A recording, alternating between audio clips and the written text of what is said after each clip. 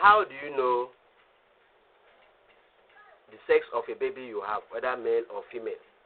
In every woman, you should be able to have that within the couples, within husband and wife. You should be able to determine that. It's personal.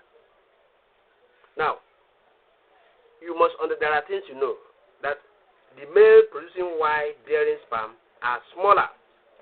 We have what we call Y and X. Y stands for that of a male. Y, X stands for female child.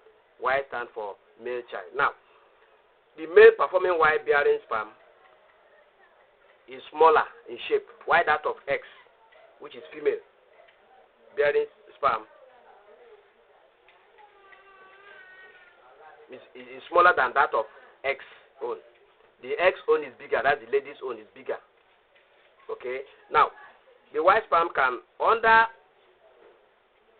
ideal condition move more quickly, which means the male zone, that's the Y, moves quickly than that of the X, because the X zone is bigger. You know, when that happens, you know the sizes, you know, they can slippery enter, okay, during the ovulation, if you like, you put it that way. So, now, a woman's baby days could be all her mucous days. One, that is her baby days, all her mucous days. They are likelihood that she will make babies at that all her mucous days. Then, B, the 3 days, you have to follow all this in parts. Then the B, or the second rather, 2, the 3 days following her mucous day, which means after your mucous day, the 3 days simultaneously that follow is likely to have babies, to have either of the sperm, either Y or X, swim, whichever swim faster, which is known as the male own Y, that swim faster. So, now, a woman can become pregnant on any of the baby's days, but some baby days are better than others. Okay? The 2 best days for becoming pregnant are 1, the last day of mucous day. Take it note. The last day, that is the best. The best days for becoming pregnant are 1, the last day of mucous, and the 2, the following day. The following day of the mucous. These are the 2 ways, the 2 ones that you're likely to be very, very fast. Now, the X sperms are harder. Okay? Are harder. That the Y sperm are more resistant. Okay? To various forms of stress. When you have that, you know, women are born to have stress everywhere, but women's sperm are more resistant during stress. They can easily evaporate or expire. Very resistant than that of male own. And male own is smaller and can swim quickly. Maybe, I don't know how God did it.